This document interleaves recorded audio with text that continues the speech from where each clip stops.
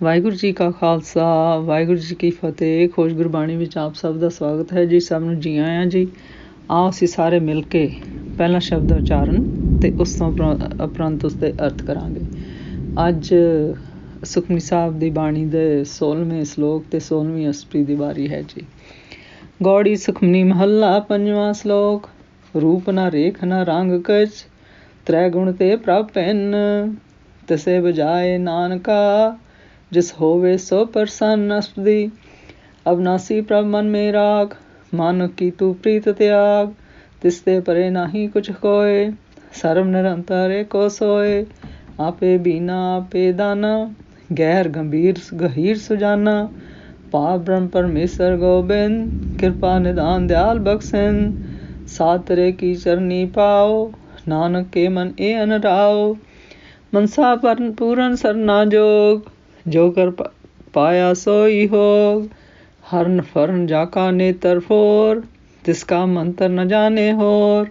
ਆਨੰਦ ਰੂਪ ਮੰਗਲ ਜਸ ਸਦ ਜਾਕੇ, ਸਰਬ ਥੋਕ ਸੁनिए कर ताके। राज में राज जोग में जोगी, तपे में तपीसर गृहस्थ में भोगी। त्याय त्याय भगते सुख पाया, नानक तिस पुरख का किने अंत न पाया। जाकी लीला की मत नाय, सगल देह हारे अवगाय। पिता के जन्म के जाने पूत, सगल परोई अपने सूत। सुमत ज्ञान ध्यान जान दे, जन दास नान त्यावे से। ते गुण में जाके परमाए, जन्म मरे फिर आवे जाए। ऊंच नीच तिसके स्थान, जैसा जनावे तैसा नानक जान। नाना रूप नाना जाके रंग, नाना पेख करे एक रंग। नाना विद कीनो विस्तार, प्रभ अविनाशी एक अंकार। नाना चिल्त करे खिनमाए, पूर्यो पूरन सब ठाए।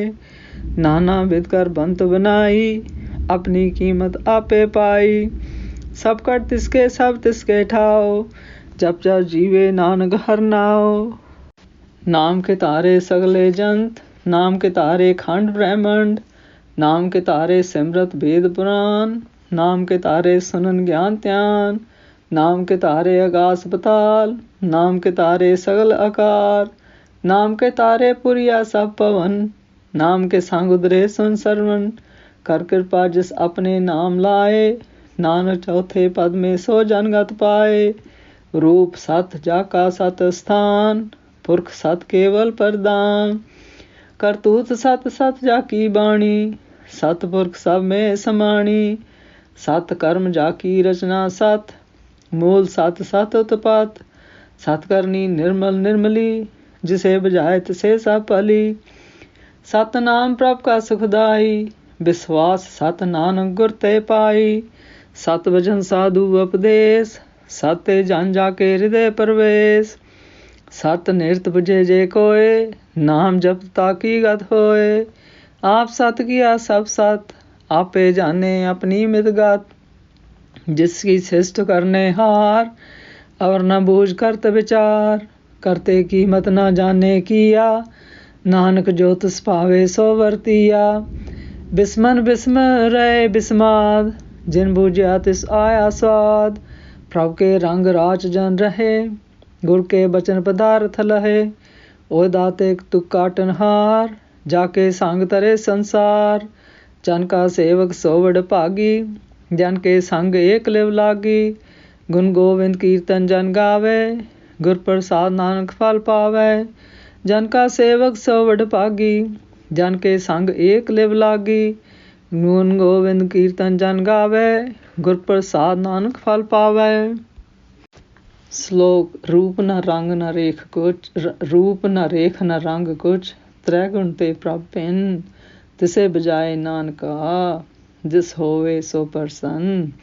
ਇਸ ਸ਼ਲੋਕ ਵਿੱਚ ਗੁਰੂ ਜੀ ਸਾਨੂੰ ਕਹਿੰਦੇ ਹਨ ਕਿ ਪਰਮੇਸ਼ਰ ਦਾ ਨਾ ਕੋਈ ਰੂਪ ਹੈ ਜੀ, ਨਾ ਚਿੰਨ੍ਹ ਹੈ ਜੀ, ਅਤੇ ਨਾ ਹੀ ਕੋਈ ਰੰਗ ਹੈ ਜੀ। ਅਤੇ ਉਹ ਮਾਇਆ ਦੇ ਤਿੰਨਾਂ ਗੁਣਾਂ ਰੱਜੋ ਸੱਤੋ ਅਤੇ ਤਮੋ ਤੋਂ ਭਿੰਨ ਭਾਵ ਬੇਲਾਗ ਹੈ ਜੀ। ਫਿਰ ਗੁਰੂ ਜੀ ਕਹਿੰਦੇ ਹਨ ਕਿ ਪਰਮੇਸ਼ਰ ਉਸੇ ਨੂੰ ਆਪਣੀ ਵਾਸਤਵਿਕਾ ਭਾਵ ਸਰੂਪ ਸਮਝਾਉਂਦਾ ਹੈ ਜੀ। ਜੋ ਗੁਰਮੁਖ ਗੁਰਸ਼ਬਦ ਗੁਰਬਾਣੀ ਨਾਮ ਦੁਆਰਾ ਪਰਮੇਸ਼ਰ ਨਾਲ ਆਪਣੀ ਲਿਵ ਲਗਾਉਂਦੇ ਹਨ ਅਤੇ ਜਿਸ ਉੱਤੇ ਪਰਮੇਸ਼ਰ ਪ੍ਰਸੰਨ ਹੁੰਦਾ ਹੈ ਜੀ।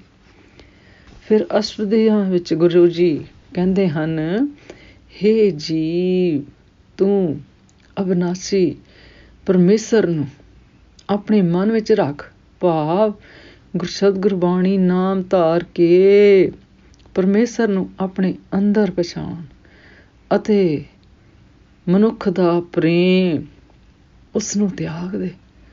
ਉਸ ਪਰਮੇਸ਼ਰ ਤੋਂ ਪਰਾਂ ਕੁਝ ਨਹੀਂ ਹੈ ਜੀ। ਸਰਬਤਰ ਉਹ ਇੱਕੋ ਪਰਮੇਸ਼ਰ ਸਾਰਿਆਂ ਵਿੱਚ ਨਿਰੰਤਰ ਵਿਆਪਕ ਹੈ ਜੀ। ਉਹ ਆਪ ਹੀ ਸਭ ਨੂੰ ਵੇਖਣ ਵਾਲਾ ਹੈ ਜੀ ਅਤੇ ਆਪ ਹੀ ਸੂਝਵਾਨ ਹੈ ਜੀ।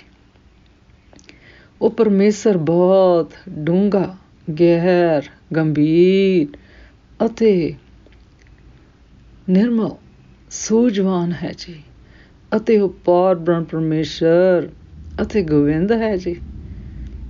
ਫਿਰ ਗੁਰੂ ਜੀ ਕਹਿੰਦੇ ਹਨ ਉਹ ਕਿ ਉਹਦਾ ਕਿਰਪਾ ਦਾ ਖਜ਼ਾਨਾ ਦਿਆਲੂ ਅਤੇ ਬਖਸ਼ਿਸ਼ ਕਰਨ ਵਾਲਾ ਹੈ ਜੀ, ਭਾਵ ਉਹ ਸਭਨਾਂ ਦੇ ਉੱਤੇ ਆਪਣੀ ਕਿਰਪਾ ਦਾ ਖਜ਼ਾਨਾ, ਦਿਆਲਤਾ ਅਤੇ ਬਖਸ਼ਿਸ਼ ਕਰਨ ਵਾਲਾ ਹੈ ਜੀ। ਫਿਰ ਗੁਰੂ ਜੀ ਕਹਿੰਦੇ ਹਨ ਕਿ ਉਸਦੇ ਮਨ ਵਿੱਚ ਇਹੋ ਪ੍ਰੇਮ ਦੀ ਖਿੱਚ ਹੈ ਜੀ ਕਿ ਮੈਂ ਪਰਮੇਸ਼ਰ ਦੇ ਗੁਰਸ਼ਬਦ ਗੁਰਬਾਣੀ ਨਾਮ ਨੂੰ ਧਾਰ ਕੇ ਗੁਰਬਾਣੀ ਰੂਪ ਸਾਧਾਂ ਦੀ ਚਰਨੀ ਪਵਾਂ ਜੀ।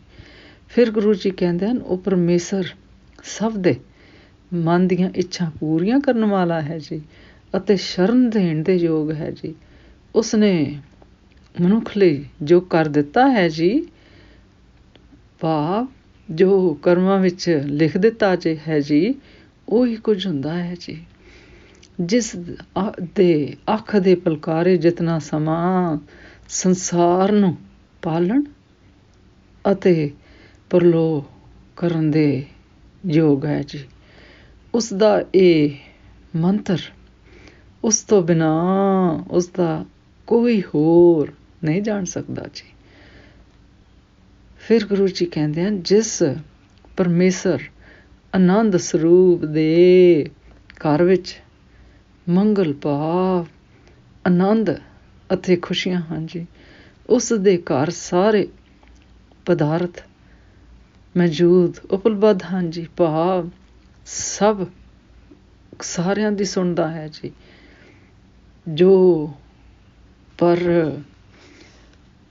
ਸਭ ਤੋਂ ਉਹ ਰਾਜਿਆਂ ਵਿੱਚ ਵੱਡਾ ਰਾਜਾ ਹੈ ਜੀ ਅਤੇ ਰਾਜਾ ਰੂਪ ਅਤੇ ਯੋਗੀਆਂ ਵਿੱਚ ਸਭ ਤੋਂ ਵੱਡਾ ਰੂਪ ਯੋਗੀ ਹੈ ਜੀ ਅਤੇ ਤਪ ਵਿੱਚ ਉਹ ਵੱਡਾ ਤਪਸਵੀ ਹੈ ਜੀ ਅਤੇ ਗ੍ਰਹਿਸਥ ਵਿੱਚ ਭੋਗ ਰੂਪ ਹੋ ਰਿਹਾ ਹੈ ਜੀ।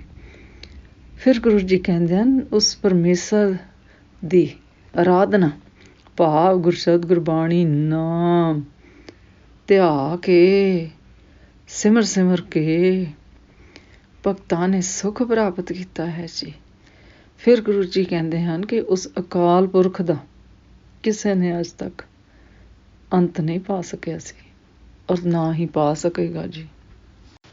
ਫਿਰ ਗੁਰੂ ਜੀ ਕਹਿੰਦੇ ਹਨ ਜਿਸ ਦੀ ਪਰਮੇਸ਼ਰ ਦੀ ਲੀਲਾ ਭਾਵ ਜਗਤ ਦਾ ਖੇਡ ਦਾ ਕੋਈ ਅੰਦਾਜ਼ਾ ਨਹੀਂ ਲਗਾ ਸਕਿਆ ਜੀ ਕਿ ਉਸ ਦੀ ਕੀ ਮਰਿਆਦਾ ਹੋਈ ਹੈ ਕਿ ਉਸ ਨੂੰ ਜਾਣ ਸਕੀਏ, ਕੁਛ ਨਹੀਂ, ਕੋਈ ਨਹੀਂ ਕਰ ਸਕਦਾ ਜੀ। ਫਿਰ ਗੁਰੂ ਜੀ ਕਹਿੰਦੇ ਹਨ ਉਸ ਨੂੰ ਸਾਰੇ ਦੇਵਤੇ ਵਿਚਾਰ ਕੇ ਖੋਜਾਂ ਕਰਕੇ ਜਾਣ ਕੇ ਖੋਜਦੇ ਹਾਰ ਗਏ ਹਨ ਜੀ। ਫਿਰ ਗੁਰੂ ਜੀ ਕਹਿੰਦੇ ਹਨ ਪਿਤਾ ਦਾ ਜਨਮ ਪੁੱਤਰ ਭਲਾ ਕਿਵੇਂ ਜਾਣ ਸਕਦਾ ਹੈ ਜੀ। ਇਸੇ ਤਰ੍ਹਾਂ ਪਰਮੇਸ਼ਰ ਨੇ ਸਾਰੀ ਸ੍ਰਿਸ਼ਟੀ ਨੂੰ ਆਪਣੇ ਹੁਕਮ ਦੇ ਧਾਗੇ ਵਿੱਚ ਹੀ ਪਰੋਇਆ ਹੋਇਆ ਹੈ ਜੀ। ਫਿਰ ਗੁਰੂ ਜੀ ਕਹਿੰਦੇ ਹਨ, ਪਰਮੇਸ਼ਰ ਜਿਨ੍ਹਾਂ ਨੂੰ ਸ੍ਰੇਸ਼ਟ ਮਤ, ਬੁੱਧੀ, ਗਿਆਨ ਅਤੇ ਧਿਆਨ ਪ੍ਰਦਾਨ ਕਰਦਾ ਹੈ ਜੀ, ਉਹੀ ਗੁਰਮੁਖ ਸੇਵਕ ਅਤੇ ਦਾਸ ਪਰਮੇਸ਼ਰ ਹਰ ਦੇ ਗੁਰਸ਼ਬਦ ਗੁਰਬਾਣੀ ਨਾਮ ਨੂੰ ਧਿਆਉਂਦੇ ਹਨ ਜੀ। ਪਰ ਜਿਸ ਮਨੁੱਖ ਨੂੰ ਪਰਮਾਤਮਾ 3 ਗੁਣਾ ਰੱਜੋ, ਸਤੋ ਅਤੇ ਤਮੋ ਵਿੱਚ ਭਰਮਾ ਦਿੰਦਾ ਹੈ ਜੀ, ਉਹ ਮਨੁੱਖ ਜੰਮਦਾ ਮਰਦਾ ਅਤੇ ਬਾਰ-ਬਾਰ ਆਉਂਦਾ ਜਾਂਦਾ ਹੈ ਜੀ। ਭਾਵ ਮਨੁੱਖਾ ਜਨਮ ਉੱਚਾ ਸਥਾਨ ਹੋ ਕੇ ਨੀਵਾਂ ਸਥਾਨ ਇਹ ਸਾਰੀ ਵਿੱਚ ਹੈ ਜੀ। ਔਰ ਉਹ ਜੰਮਦਾ ਮਰਦਾ ਹੈ ਤੇ ਬਾਰ-ਬਾਰ ਆਉਂਦਾ ਹੈ ਜੀ। ਭਾਵ ਆਵਾਗਮਨ ਦੇ ਚੱਕਰ ਵਿੱਚ ਪਿਆ ਰਹਿੰਦਾ ਹੈ ਜੀ। ਫਿਰ ਗੁਰੂ ਜੀ ਕਹਿੰਦੇ ਹਨ, ਪਰ ਪਰਮੇਸ਼ਰ ਦੇ ਉੱਚੇ ਨੀਵੇਂ ਸਵਰਗ, ਨਰਕ, ਰੂਪ, ਸਾਰੇ ਸਥਾਨ, ਭਾਵ ਮਨੁੱਖਾ ਜਨਮ ਉੱਚਾ ਸਥਾਨ, ਜੂਨਾ ਨੀਵਾਂ ਸਥਾਨ, ਇਹ ਸਾਰੇ ਅਸਥਾਨ ਉਸ ਪਰਮੇਸ਼ਰ ਦੇ ਹਨ ਜੀ। ਫਿਰ ਗੁਰੂ ਜੀ ਕਹਿੰਦੇ ਹਨ ਕਿ ਪਰਮੇਸ਼ਰ ਜਿਹੋ ਜਿਹਾ ਰੂਪ ਸਾਨੂੰ ਜਮਾਉਂਦਾ ਹੈ ਜੀ, ਉਹ ਜਿਹਾ ਹੀ ਅਸੀਂ ਲੈ ਕੇ ਜੰਮਦੇ ਹਾਂ ਜੀ। ਫਿਰ ਗੁਰੂ ਜੀ ਕਹਿੰਦੇ ਹਨ, ਪਰਮੇਸ਼ਰ ਦੇ ਅਨੇਕਾਂ ਰੂਪ ਹਨ ਜੀ ਅਤੇ ਕਈ ਤਰ੍ਹਾਂ ਦੇ ਰੰਗ ਹਨ ਜੀ। ਉਹ ਕਈ ਤਰ੍ਹਾਂ ਦੇ ਭੇਖ ਕਰਦਾ ਹੈ ਜੀ। ਉਹ ਭੇਖ ਕਰਦਾ ਹੋਇਆ ਵੀ ਇੱਕ ਰੰਗ ਰੂਪ ਵਿੱਚ ਰਹਿੰਦਾ ਹੈ ਜੀ। ਫਿਰ ਗੁਰੂ ਜੀ ਕਹਿੰਦੇ ਹਨ, ਜਿਸ ਪਰਮੇਸ਼ਰ ਨੇ ਅਨੇਕ ਵਿਧੀਆਂ, ਭਾਵ ਢੰਗਾਂ ਨਾਲ ਸ੍ਰਿਸ਼ਟੀ ਦਾ ਵਿਸਤਾਰ ਕੀਤਾ ਹੋਇਆ ਹੈ ਜੀ, ਉਹ ਪਰਮੇਸ਼ਰ ਅਵਿਨਾਸ਼ੀ, ਨਾਸ ਰਹਿਤ, ਅਦਵੈਤ ਸਰੂਪ, ਏਕ ਓਂਕਾਰ ਬ੍ਰਹਮ ਹੈ ਜੀ। ਅਤੇ ਉਹ ਪਰਮੇਸ਼ਰ ਅਨੇਕ ਪ੍ਰਕਾਰਾਂ ਦੇ ਚੋਜ ਛਿਣ ਭਰ ਵਿੱਚ ਕਰਦਾ ਹੈ ਜੀ, ਕਿਉਂਕਿ ਉਹ ਪੂਰਨ ਪਰਮੇਸ਼ਰ ਸਭ ਥਾਂ ਵਿਆਪਕ ਹੈ ਜੀ, ਪੂਰਨ ਹੈ ਜੀ। ਉਸ ਨੇ ਅਨੇਕ ਵਿਧੀਆਂ ਨਾਲ ਜਗਤ ਦੀ ਬਣਤ ਬਣਾਈ ਹੈ ਜੀ, ਸ੍ਰਿਸ਼ਟੀ ਦੀ ਜਗਤ ਬਣਤ ਬਣਾਈ ਹੈ ਜੀ, ਸਾਜਿਆ ਹੈ ਜੀ। ਉਸਨੇ ਆਪਣੀ ਰਚਨਾ ਦੀ ਕੀਮਤ, ਭਾਵ ਸਤਾ ਆਪ ਹੀ ਪਾਈ ਹੈ ਜੀ, ਕਿਉਂਕਿ ਉਸਦੀ ਕੀਮਤ ਦਾ ਅੰਤ ਕੋਈ ਨਹੀਂ ਜਾਣ ਸਕਦਾ ਜੀ। ਸਾਰੇ ਸਰੀਰ ਉਸਦੇ ਬਣਾਏ ਹੋਏ ਹਨ ਜੀ ਅਤੇ ਸਾਰੇ ਸਥਾਨ ਵੀ ਉਸਦੇ ਹਨ ਜੀ। ਫਿਰ ਗੁਰੂ ਜੀ ਕਹਿੰਦੇ ਹਨ ਕਿ ਉਹ ਪਰਮੇਸ਼ਰ ਹਰ ਦਾ ਗੁਰਸ਼ਬਦ ਗੁਰਬਾਣੀ ਨਾਮ ਨੂੰ ਜਪ ਕੇ, ਸਿਮਰ ਕੇ ਜਿਉਂਦੇ ਹਨ ਜੀ। ਫਿਰ ਗੁਰੂ ਜੀ ਕਹਿੰਦੇ, ਸਾਰੇ ਜੀਵ ਜੰਤੂ ਨਾਥੀ ਪਰਮੇਸ਼ਰ ਦੇ ਨਾਮ ਦੇ ਧਾਰੇ ਬਣਾਏ ਹੋਏ ਹਨ ਜੀ, ਉਸ ਦੇ ਹੀ ਬਣਾਏ ਖੇਡ ਹੈ ਜੀ। ਭਾਵ ਸਾਰੇ ਖੰਡ ਅਤੇ ਬ੍ਰਹਿਮੰਡ ਵੀ ਗੁਰਸ਼ਬਦ ਗੁਰਬਾਣੀ ਨਾਮ ਦੇ ਧਾਰੇ ਹਨ ਜੀ। ਫਿਰ ਗੁਰੂ ਜੀ ਕਹਿੰਦੇ ਹਨ, ਗੁਰਸ਼ਬਦ ਗੁਰਬਾਣੀ ਨਾਮ ਦੇ ਧਾਰੇ ਬਣਾਏ ਹੋਏ ਹਨ ਜੀ ਅਤੇ ਕਾਇਮ ਹਨ ਜੀ। ਗਿਆਨ ਧਿਆਨ ਨੂੰ ਸੁਣਨ ਵਾਲੇ ਵੀ 27 ਸਿਮਰਤੀਆਂ, 4 ਵੇਦਾਂ, 18 ਪੁਰਾਣ ਗੁਰਸ਼ਬਦ ਗੁਰਬਾਣੀ ਨਾਮ ਦੇ ਹੀ ਧਾਰੇ ਹੋਏ ਬਣਾਏ ਹੋਏ ਹਨ ਜੀ, ਨਾਮ ਦੇ ਸਹਾਰੇ ਹਨ ਜੀ।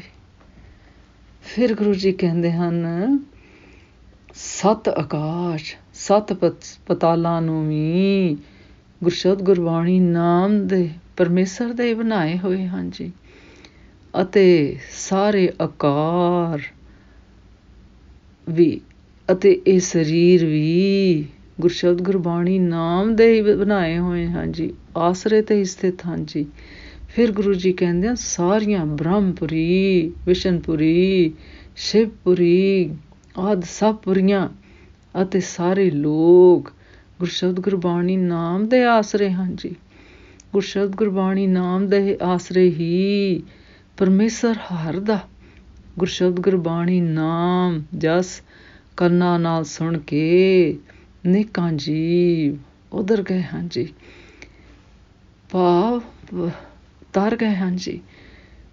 ਫਿਰ ਗੁਰੂ ਜੀ ਕਹਿੰਦੇ ਪਰਮੇਸ਼ਰ ਦੀ ਕਿਰਪਾ ਕਰਕੇ ਜਿਸ ਨੂੰ ਪਰਮੇਸ਼ਰ ਨੇ ਆਪਣੇ ਗੁਰਸ਼ਬਦ ਗੁਰਬਾਣੀ ਨਾਮ ਵਿੱਚ ਲਗਾਉਣਾ ਹੁੰਦਾ ਹੈ ਜੀ, ਗੁਰੂ ਜੀ ਕਹਿੰਦੇ ਹਨ ਕਿ ਉਹ ਗੁਰਮੁਖ ਸੇਵਕ ਚੌਥੇ ਪਦ ਵਿੱਚ ਪਹੁੰਚ ਕੇ ਸਦਗਤ ਭਾਵ ਮੁਕਤੀ ਨੂੰ ਪ੍ਰਾਪਤ ਕਰਦਾ ਹੈ ਜੀ। ਫਿਰ ਗੁਰੂ ਜੀ ਕਹਿੰਦੇ ਹਨ ਜਿਸ ਪਰਮੇਸ਼ਰ ਦਾ ਸਰੂਪ ਰੂਪ ਸੱਚਾ ਹੈ ਜੀ ਅਤੇ ਸਤ ਅਸਥਾਨ ਵੀ ਸੱਚਾ, ਉਸਦਾ ਸਥਾਨ ਵੀ ਸੱਚਾ ਹੈ ਜੀ। ਉਹ ਸੱਚਾ ਪੁਰਸ਼ ਹੈ ਜੀ, ਕੇਵਲ ਪੁਰਖ ਪ੍ਰਮੁੱਖ ਅਤੇ ਪ੍ਰਧਾਨ ਹੈ ਜੀ। ਉਸ ਪਰਮੇਸ਼ਰ ਦੀ ਕਰਨੀ ਸੱਚੀ ਹੈ ਜੀ ਅਤੇ ਗੁਰਸ਼ਬਦ ਗੁਰਬਾਣੀ ਨਾਮ ਵੀ ਸੱਚਾ ਹੈ ਜੀ। ਉਸ ਸੱਚੇ ਪਰਮੇਸ਼ਰ ਰੂਪ ਪੁਰਸ਼ ਅਤੇ ਸੱਚੇ ਪੁਰਸ਼ ਦੀ ਗੁਰਸ਼ਬਦ ਗੁਰਬਾਣੀ ਸਭ ਵਿੱਚ ਸਮਾਈ ਹੋਈ ਹੈ ਜੀ, ਜਿਸ ਦਾ ਸਾਰਾ ਕਰਮ ਸੱਚਾ ਹੈ ਜੀ ਅਤੇ ਜਿਸ ਦੀ ਸੰਸਾਰ ਦੀ ਰਚਨਾ ਸੱਚੀ ਹੈ ਜੀ। ਇਹ ਸਾਰੀ ਰਚਨਾ ਦਾ ਮੂਲ ਸੱਚਾ ਹੈ ਜੀ ਅਤੇ ਉਸ ਸੱਚ ਤੋਂ ਹੀ ਸਭ ਦੀ ਉਤਪਤੀ ਹੋਈ ਹੈ ਜੀ। ਫਿਰ ਗੁਰੂ ਜੀ ਕਹਿੰਦੇ ਹਨ ਉਸ ਦੀ ਸਾਰੀ ਕਰਨੀ ਸੱਚੀ ਹੈ ਜੀ ਅਤੇ ਪਵਿੱਤਰ ਤੋਂ ਪਵਿੱਤਰ ਹੈ ਜੀ। ਪਰ ਪਰਮੇਸ਼ਰ ਜਿਸ ਨੂੰ ਸਮਝਾ ਦਿੰਦਾ ਹੈ ਜੀ, ਉਸ ਨੂੰ ਇਹ ਸਭ ਗੱਲਾਂ ਚੰਗੀਆਂ ਲੱਗਦੀਆਂ ਹਨ ਜੀ। ਫਿਰ ਗੁਰੂ ਜੀ ਕਹਿੰਦੇ ਪਰਮੇਸ਼ਰ ਦਾ ਸੱਚਾ ਗੁਰਸ਼ਬਦ ਗੁਰਬਾਣੀ ਨਾਮ ਮੰਤਰ ਹੀ ਸੁਖਦਾਈ ਹੈ ਜੀ। ਫਿਰ ਗੁਰੂ ਜੀ ਕਹਿੰਦੇ ਹਨ ਪਰ ਸੱਚਾ ਵਿਸ਼ਵਾਸ ਗੁਰਸ਼ਬਦ ਗੁਰਬਾਣੀ ਨਾਮ ਧਾਰ ਕੇ ਪ੍ਰਾਪਤ ਹੁੰਦਾ ਹੈ ਜੀ। ਫਿਰ ਗੁਰੂ ਜੀ ਕਹਿੰਦੇ ਹਨ ਗੁਰਸ਼ਬਦ ਗੁਰਬਾਣੀ ਨਾਮ ਰੂਪ ਸਾਧੂ ਦੇ ਉਪਦੇਸ਼ ਰੂਪ ਬਚਨ ਸੱਚੇ ਹੁੰਦੇ ਹਨ ਜੀ। ਸੱਚੇ ਗੁਰਮੁਖ ਸੇਵਕ ਉਹ ਹਨ ਜੀ ਜਿਨ੍ਹਾਂ ਦੇ ਹਿਰਦੇ ਵਿੱਚ ਗੁਰਸ਼ਬਦ ਗੁਰਬਾਣੀ ਨਾਮ ਦੇ ਸੱਚੇ ਬਚਨ ਪ੍ਰਵੇਸ਼ ਕਰ ਦਿੰਦੇ ਹਨ ਜੀ। ਜੇ ਕੋਈ ਸਤ ਅਤੇ ਸਤ ਨੂੰ ਸਮਝ ਲਵੇ ਜੀ ਤਾਂ ਗੁਰਸ਼ਬਦ ਗੁਰਬਾਣੀ ਨਾਮ ਜਪਦਿਆਂ ਉਸ ਦੀ ਸਦਗਤ ਭਾਵ ਮੁਕਤੀ ਹੋ ਜਾਂਦੀ ਹੈ ਜੀ। ਉਹ ਪਰਮੇਸ਼ਰ ਆਪ ਸੱਚਾ ਅਤੇ ਉਸਦਾ ਸਭ ਕੀਤਾ ਹੋਇਆ ਪ੍ਰਪੰਚ ਵੀ ਸੱਚਾ ਹੈ ਜੀ ਅਤੇ ਉਹ ਆਪ ਹੀ ਆਪਣੀ ਗਤਮਿਤ ਭਾਵ ਮਰਿਆਦਾ ਅਤੇ ਸੀਮਾ ਨੂੰ ਜਾਣਦਾ ਹੈ ਜੀ। ਫਿਰ ਗੁਰੂ ਜੀ ਕਹਿੰਦੇ ਹਨ ਜਿਸ ਦੀ ਇਹ ਸ੍ਰਿਸ਼ਟੀ ਹੈ ਉਹੀ ਕਰਨਹਾਰ ਪਰਮੇਸ਼ਰ ਕਰਨ ਵਾਲਾ ਭਾਵ ਸਿਰਜਣਹਾਰ ਕਰਤਾ ਪੁਰਖ ਹੈ ਜੀ। ਹੋਰ ਕੋਈ ਵਿਚਾਰਪੂਰਵਕ ਵੀ ਇਸ ਭੇਦ ਨੂੰ ਨਹੀਂ ਸਮਝ ਸਕਦਾ ਜੀ। ਫਿਰ ਗੁਰੂ ਜੀ ਕਹਿੰਦੇ ਹਨ ਕਰਤਾ ਪੁਰਖ ਦੀ ਮਰਿਆਦਾ ਦੀ ਸੀਮਾ ਉਸ ਦੁਆਰਾ ਸਿਰਜਿਆ ਮਨੁੱਖ ਨਹੀਂ ਜਾਣ ਸਕਦਾ ਜੀ। ਫਿਰ ਗੁਰੂ ਜੀ ਕਹਿੰਦੇ ਹਨ ਜੋ ਉਸ ਕਰਤਾ ਪੁਰਖ ਪਰਮੇਸ਼ਰ ਨੂੰ ਪਾਉਂਦਾ ਹੈ ਜੀ ਉਹੀ ਵਰਤ ਰਿਹਾ ਹੈ ਜੀ। ਫਿਰ ਗੁਰੂ ਜੀ ਕਹਿੰਦੇ ਹਨ ਜਿਨ੍ਹਾਂ ਦਾ ਮਨ ਵਿਸ਼ਿਆਂ ਵਿਕਾਰਾਂ ਤੋਂ ਰਹਿਤ ਗੁਰਸ਼ਬਦ ਗੁਰਬਾਣੀ ਨਾਮ ਧਾਰ ਕੇ ਪਰਮੇਸ਼ਰ ਨਾਲ ਲੱਗੇ ਹਨ ਜੀ, ਗੁਰੂ ਜੀ ਕਹਿੰਦੇ ਹਨ ਉਹ ਅਚਰਤਾ ਤੇ ਅਚਰਜ ਪਰਮੇਸ਼ਰ ਨੂੰ ਗੁਰਮੁਖ ਭਗਤ ਵਿਸਮਾਦੀ ਅਵਸਥਾ ਪ੍ਰਾਪਤ ਹੁੰਦੀ ਹੈ ਜੀ, ਭਾਵ ਆਨੰਦ ਦੀ ਸਥਿਤੀ ਪ੍ਰਾਪਤ ਹੁੰਦੀ ਹੈ ਜੀ। ਫਿਰ ਗੁਰੂ ਜੀ ਕਹਿੰਦੇ ਹਨ ਜਿਨ੍ਹਾਂ ਗੁਰਮੁਖਾਂ ਨੇ ਪਰਮੇਸ਼ਰ ਦਾ ਗੁਰਸ਼ਬਦ ਗੁਰਬਾਣੀ ਨਾਮ ਧਾਰ ਕੇ ਗੁਰੂ ਗਿਆਨ ਪਾਇਆ ਹੈ ਜੀ ਅਤੇ ਗੁਰੂ ਗਿਆਨ ਪਦਾਰਥ ਦਾ ਸਵਾਦ ਉਹਨਾਂ ਨੂੰ ਆਇਆ ਹੈ ਜੀ। ਫਿਰ ਗੁਰੂ ਜੀ ਕਹਿੰਦੇ ਹਨ ਉਹ ਗੁਰਮੁਖ ਪਰਮੇਸ਼ਰ ਦੇ ਪ੍ਰੇਮ ਰੰਗ ਵਿੱਚ ਲੀਨ ਰਹਿੰਦੇ ਹਨ ਜੀ। ਫਿਰ ਗੁਰੂ ਜੀ ਕਹਿੰਦੇ ਹਨ, ਉਹ ਗੁਰੂ ਦੇ ਗੁਰਸ਼ਬਦ ਗੁਰਬਾਣੀ ਨਾਮ ਦੇ ਬਚਨ ਧਾਰ ਕੇ ਗੁਰਸ਼ਬਦ ਗੁਰਬਾਣੀ ਨਾਮ ਰੂਪ ਗਿਆਨ ਪਦਾਰਥ ਲੱਭ ਲੈਂਦੇ ਹਨ ਜੀ। ਜਿਹੇ ਗੁਰਮੁਖ ਗੁਰਸ਼ਬਦ ਗੁਰਬਾਣੀ ਨਾਮ ਸੁੱਖਾਂ ਦੇ ਦਾਤੇ ਅਤੇ ਦੁੱਖਾਂ ਨੂੰ ਕੱਟਣ ਵਾਲੇ ਹੋ ਜਾਂਦੇ ਹਨ ਜੀ। ਉਹਨਾਂ ਦੀ ਸੰਗਤ ਨਾਲ ਅਨੇਕਾਂ ਜੀਵ ਸੰਸਾਰ ਸਾਗਰ ਤੋਂ ਤਰ ਜਾਂਦੇ ਹਨ ਜੀ। ਫਿਰ ਗੁਰੂ ਜੀ ਕਹਿੰਦੇ ਹਨ, ਜੋ ਪਰਮੇਸ਼ਰ ਦੇ ਦਾਸ ਹੁੰਦੇ ਹਨ ਜੀ, ਉਹ ਵੱਡਿਆਂ ਭਾਗਾਂ ਵਾਲੇ ਹਨ ਜੀ। ਉਹ ਗੁਰਮੁਖ ਸੇਵਕ ਦੇ ਸੰਪਰਕ ਕਾਰਨ ਇੱਕ ਪਰਮੇਸ਼ਰ ਵਿੱਚ ਲਿਵ ਬਿਰਤੀ ਲੱਗ ਜਾਂਦੀ ਹੈ ਜੀ। ਫਿਰ ਗੁਰੂ ਜੀ ਕਹਿੰਦੇ, ਪਰਮੇਸ਼ਰ ਦਾ ਗੁਰਮੁਖ ਸੇਵਕ ਗੁਰਸ਼ਬਦ ਗੁਰਬਾਣੀ ਨਾਮ ਰੂਪ ਗੋਬਿੰਦ ਦੇ ਗੁਣ ਗਾਉਂਦਾ ਅਤੇ ਕੀਰਤਨ ਕਰਦਾ ਹੈ ਜੀ। ਫਿਰ ਗੁਰੂ ਜੀ ਕਹਿੰਦੇ ਹਨ ਕਿ ਗੁਰੂ ਦੀ ਕਿਰਪਾ ਨਾਲ ਉਹ ਗੁਰਮੁਖ ਸੇਵਕ ਗੁਰਸ਼ਬਦ ਗੁਰਬਾਣੀ ਨਾਮ ਰੂਪ ਫਲ ਪ੍ਰਾਪਤ ਕਰ ਲੈਂਦੇ ਹਨ ਜੀ। ਇਸ ਅਸ਼ਟਪਦੀ ਦਾ ਸਾਰ ਇਸ ਤਰ੍ਹਾਂ ਕਰੀਏ ਜੀ। ਇਸ ਅਸ਼ਟਪਦੀ ਵਿੱਚ ਪਰਮੇਸ਼ਰ ਦੇ ਨਿਰੰਕਾਰੀ ਰੂਪ ਨੂੰ ਸਪਸ਼ਟ ਕੀਤਾ ਗਿਆ ਹੈ ਜੀ। ਪਰਮੇਸ਼ਰ ਦੇ ਨਿਰਾਕਾਰੀ ਸਰੂਪ ਨੂੰ ਉਹੀ ਗੁਰਮੁਖ ਸਾਧਕ ਸਮਝ ਸਕਦੇ ਹਨ ਜੀ, ਜੋ ਜਿਸ ਉੱਪਰ ਉਹ ਗੁਰਮੁਖ ਗੁਰਸ਼ਬਦ ਗੁਰਬਾਣੀ ਨਾਮ ਧਾਰ ਕੇ ਵਿਕਾਰਾਂ ਨੂੰ ਤਿਆਗ ਕੇ ਪਰਮੇਸ਼ਰ ਨਾਲ ਲਿਵ ਲਗਾਉਂਦੇ ਹਨ ਜੀ। ਫਿਰ ਗੁਰੂ ਜੀ ਕਹਿੰਦੇ, ਜਿਸ ਉੱਪਰ ਉਹ ਫਿਰ ਪ੍ਰਸੰਨ ਹੁੰਦਾ ਹੈ ਜੀ ਅਤੇ ਪਰਮੇਸ਼ਰ ਅੱਗੇ ਉਹ ਫਿਰ ਬੇਨਤੀ ਤੇ ਅਰਦਾਸ ਕਰਦੇ ਹਨ ਜੀ ਕਿ ਪਰਮੇਸ਼ਰ ਆਪਣੀ ਕਿਰਪਾ ਕਰਕੇ ਸਾਨੂੰ ਆਪਣਾ ਆਸਰਾ ਆਪਣਾ ਨਾਲ ਜੋੜ ਲੈ ਜੀ। ਉਹਨਾਂ ਮਨੁੱਖਾਂ ਦਾ ਆਸਰਾ ਫਿਰ ਗੁਰੂ ਦੀ ਕਿਰਪਾ ਨਾਲ ਉਹਨਾਂ ਨੂੰ ਲਗਾ ਲੈਂਦਾ ਹੈ, ਉਹ ਆਪਣੇ ਨਾਲ ਲਗਾ ਲੈਂਦਾ ਜੀ। ਪਰਮੇਸ਼ਰ ਦੀ ਸੀਮਾ ਅਤੇ ਵਿਸਤਾਰ ਦਾ ਕੋਈ ਅਨੁਮਾਨ ਨਹੀਂ ਲਗਾ ਸਕਦਾ ਜੀ, ਔਰ ਨਾ ਕੋਈ ਲਗਾ ਸਕੇਗਾ ਜੀ। ਉਸ ਦੀ ਅਨੇਕਤਾ ਵਿੱਚ ਹੀ ਏਕਤਾ ਏਕਤਾ ਸਮਾਈ ਹੋਈ ਹੈ ਜੀ। ਫਿਰ ਗੁਰੂ ਜੀ ਕਹਿੰਦੇ ਹਨ, ਗੁਰਸ਼ਬਦ ਗੁਰਬਾਣੀ ਨਾਮ ਦੇ ਅਤੇ ਗੁਰਮੁਖ ਕਰਤਾ ਅਤੇ ਕਰਤਾ ਪੁਰਖ ਪਰਮੇਸ਼ਰ ਦੇ ਆਸਰੇ ਹੀ ਇਸ ਸੰਸਾਰ ਦਾ ਸਭ ਕੁਝ ਟਿਕਿਆ ਹੋਇਆ ਹੈ ਜੀ। ਫਿਰ ਗੁਰੂ ਜੀ ਕਹਿੰਦੇ ਹਨ, ਗੁਰਸ਼ਬਦ ਗੁਰਬਾਣੀ ਨਾਮ ਧਾਰ ਕੇ ਵਿਕਾਰਾਂ ਨੂੰ ਖਤਮ ਕਰਕੇ ਪਰਮੇਸ਼ਰ ਦੀ ਸੱਚੀ ਸਾਧਨਾ ਦੁਆਰਾ ਹੀ ਮਨੁੱਖੀ ਜੀਵਨ ਮਨੋਰਥ ਸਫਲ ਹੁੰਦਾ ਹੈ ਜੀ। ਅੱਜ ਦਾ ਵਿਚਾਰ ਕਰਦਿਆਂ ਮੇਰੇ ਕੋਲੋਂ ਅਨੇਕਾਂ ਭੁੱਲਾਂ ਹੋਈਆਂ ਹੋਣਗੀਆਂ, ਉਸ ਵਾਸਤੇ ਮੈਂ ਖਿਮਾ ਦੀ ਜਾਚਕ ਹਾਂ ਜੀ। ਵਾਹਿਗੁਰੂ ਜੀ ਕਾ ਖਾਲਸਾ, ਵਾਹਿਗੁਰੂ ਜੀ ਕੀ ਫਤਿਹ।